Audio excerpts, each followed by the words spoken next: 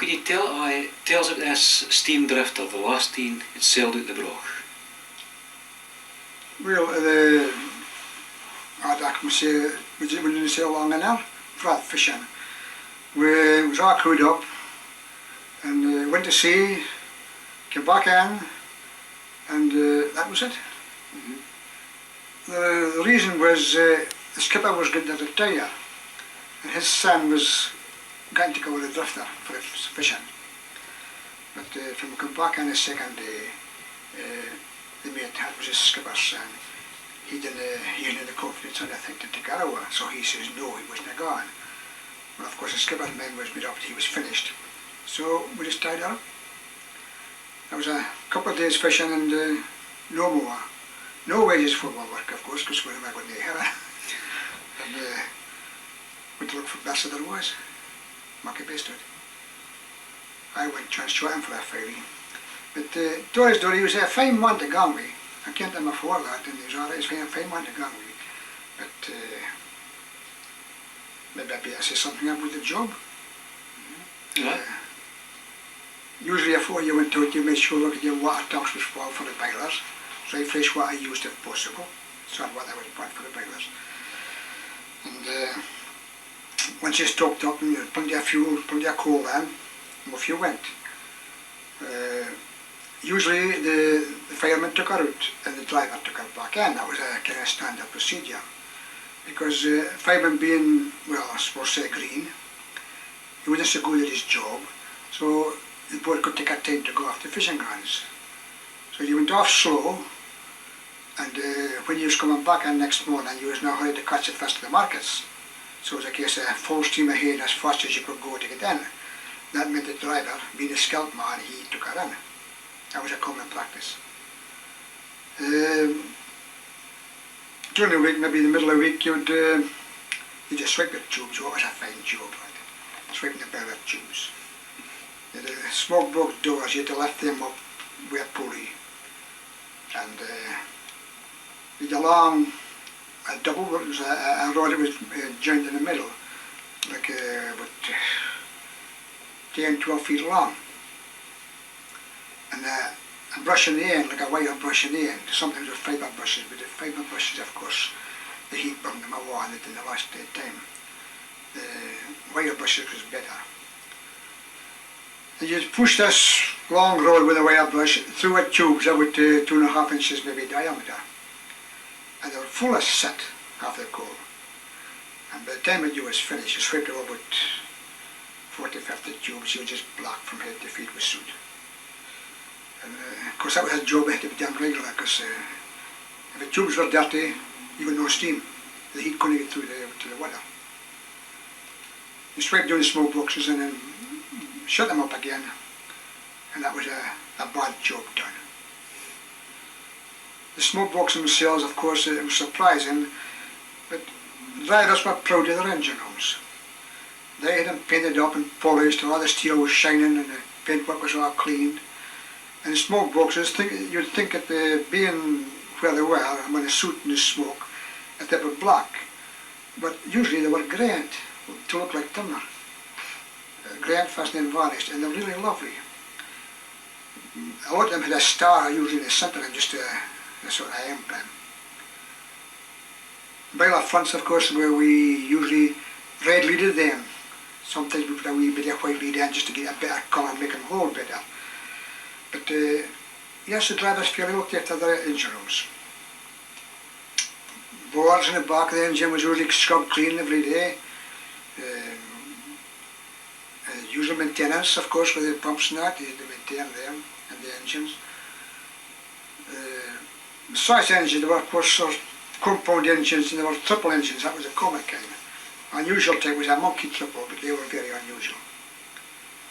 The size of the engines, well, we went with the size of the stroke at the height of the crankshaft. Smaller drifters would have maybe a 14-inch. They were small drifters. But the normal drifter would be about 16, and the larger drifters would have 18-inch stroke. 18-inch stroke triple, of course, that's something you was proud of. It was great when you was driving one of them, because they were powerful engines and they gave the boat a bit of speed. All of them was a queer job. it's difficult to describe, but with the pistons going up and down and the connecting rods going up and down, where like a 28 inch maybe a stroke, or 30 inch a stroke, or a complete stroke, you had to catch that bearings with a small oil can. And there was no room to have the oil can. It was a very dangerous procedure. And you'd oil this bearings, say, every half hour. So many drops of oil you give out the can every half hour. And it could be very, very difficult and dangerous to do this, but you just took it in your stride and accepted the danger.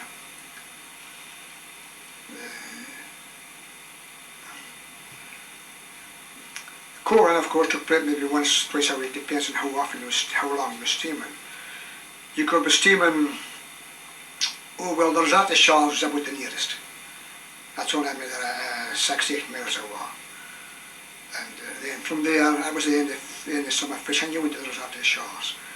But previous to that, during the summer, you go off as far as maybe 80 miles. That was a very long journey, that 80 miles. It's maybe 10 hours steaming off and coming back in 8 or 9 hours, if you were lucky. Out and in every day. When you think about it now, what a waste of coal. All the cost, you maybe had 10 crowns a board, and you went to sell that 10 crowns at a good price. It wasn't really worth the price of coal, because coal was very, very dear. That's really what killed the drifters. They were marvellous seaboats. And then again, one person that's ever been in them didn't praise them. They were first-class seaboats. I think they were the finest they was ever made, ever designed. A pity they were gone. On your way off, firemen would maybe have to clean a fire, one fire. You had 2 furnaces. And usually cleaned them time about. Fireman cleaned one in his duty, engineer, he'd drive it, he cleaned the other one in his duty. And the procedure was, your fire burned well done. Then you had a long steel, we called it a slice, a long steel rod, flattened at the end. And you used this rod, or maybe 10-12 feet long, and you used this to put most of the fire over to the one side of the furnace. And you maybe heap some coal on that side to keep it burning, and let the other half cool down. When it was cool enough, you would use a slice to raise it up, raise the clinker off the bars, and then pull all the clinker out, all the rubbish. Bring back your fire again onto the first side, and repeat the process for the second half. And by the time you were finished, you felt like a lump of roast beef with the heat. A terrific heat. And the steam, of course, you was always cooling the hot clinker down with water. And the steam and the heat, it took a sweat out of you. And once you were shot, once the nets were shot, the driver and you would get cracking and heave this shingles up through the ventilators and dump it over the side. When you were short at sea, you had plenty of time to do this. But when you was coming ashore and you were racing for a hairball, it was a case of get the stuff up and get it overboard quick before we got into the hairball. There was a rush. And even in bad weather, there was a lot to think about in the bad weather. You were trying to catch a bucket full of ashes, and it was swinging back and forth in front of your nose, and you couldn't catch a hold of it. And that was inclined to bump you in the face. And then once you got a hold of it, you swung it over the side of the boat, emptied it, and put it back into the ventilator again. It could be a pretty dangerous job, but as I said, all fishing is dangerous. And you just took that as part of the job.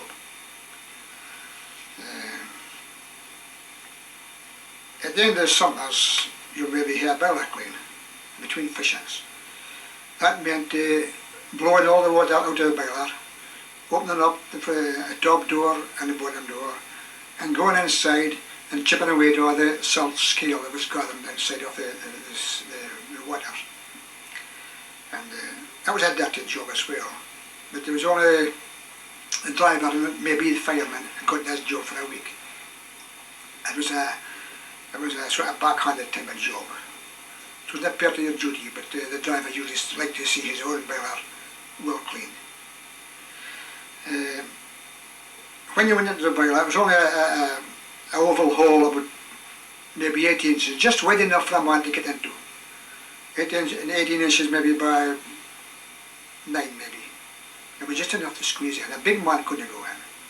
And once you went in, there was no room to move. You had tubes and stairs and what have you inside. And the combustion chamber was usually the first that you got. That was right below the manhole. And you go around there, there were big square boxes. The purpose being for the complete combustion of the fuel in the boiler and the furnace. But a lot of salt gathered on top of them.